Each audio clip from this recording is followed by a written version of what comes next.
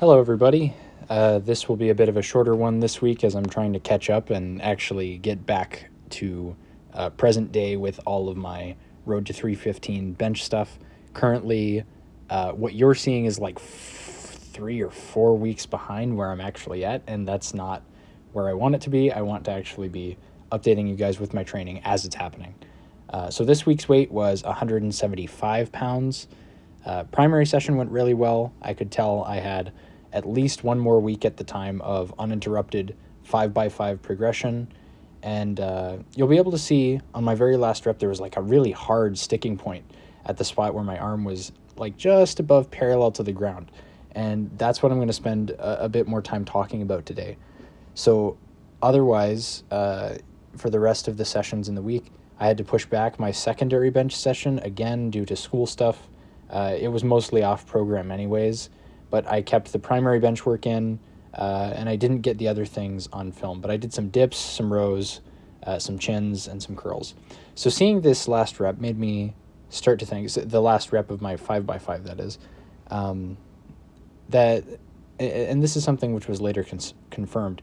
I was watching a Sam Sheether Q&A, and he was talking about the applications of partial lifts, and my original thought process was that because of the sticking point being like so abrupt and only revealed in the last grinding rep, it would represent a troubled spot for like a hypothetical 1RM attempt.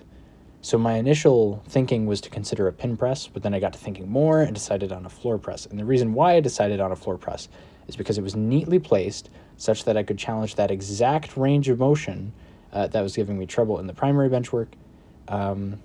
It is a shortened partial, so I'm not expecting to see carryover in a substantial way to my bodybuilding goals, but as I get later in the strength phase, I am more tolerant of shedding some of the more pure hypertrophy work in favor of more targeted strength work. What Sheether said on the topic was of particular note. He said that with his deadlift and bench, he sometimes struggled to develop strength in the top half of the movement because the point of failure of the lift was always coming from strength in the bottom portion of the lift. So like because he pauses all his presses and presumably resets all of his deadlifts,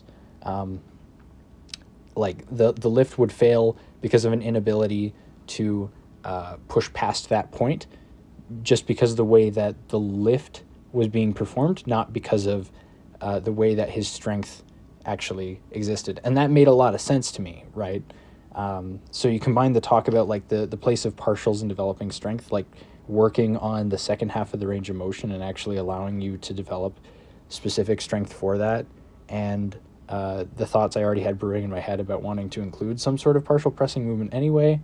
Reasoning finally clicked, and next week you'll be seeing the inclusion of floor pressing and some of my thoughts on it because I had a lot of thoughts about it. Another thing I've been really thinking about is cardio conditioning. So since a couple months ago, I've had a lot fewer supersets, especially fewer like compound movement supersets, and I think that's hurting my ability to recover on a set-to-set basis. Like I'm needing to take more rests. So for example, I used to do a lot of push-pull and pull-push supersets. I've not been doing as many of those, and they're not gone from my training completely. I still find they're really useful for like bodybuilding, but they're just not there because I've been trying to focus on more predictable strength-oriented progression schemes, and I want to limit other variables like cardio from interfering. I think that it would be really beneficial for me to build up additional work capacity for intraset recovery, just like getting better cardio, getting better like ability to refuel myself. And, you know, there's other things I could be doing as well. Better intraset hydration, better nutrition, like pre-workout nutrition. These are things I could and probably should be doing if I want to get better results. It's mostly just that, well, okay, look, I will say it's a lot of work, and I know that's kind of pathetic, but it's like I'm still seeing progress without doing it. So I'm going to wait and turn over those stones when I need to turn over those stones, right? Because I know like fastest progress is seen as sort of like a premium thing, or like the thing that we all want to aim for in training. But I think sometimes, especially when you have like other priorities in your life, because like there are lots of other things that I like to do other than just train. But you know, training obviously occupies a large section of my thinking and my time.